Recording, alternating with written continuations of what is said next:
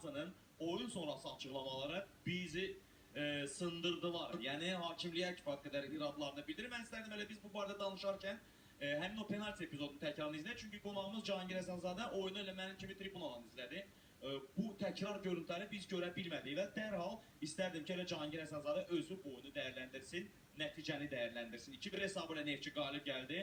Interin məğlubiyyətsizlik seriyası beləcə yekunlaşdı. Bu da həmin o penalti epizodunun təkrar anı.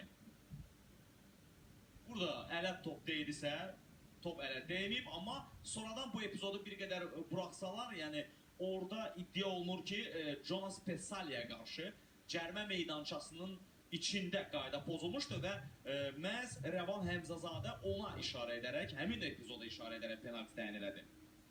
Sözün düzü, sırf bu epizoda baxanda Gürcünün əlinə cərmə meydançasından qıraqda kənarda dəymişdi. Orada 11 metrdən söhbət edə bilməzdi, amma növbəti cəriməni təəssüflər olsun ki, rahat görə bilmədi. Düşünürəm onu təkrarda daha yaxşı baxıb izah edə biləcək.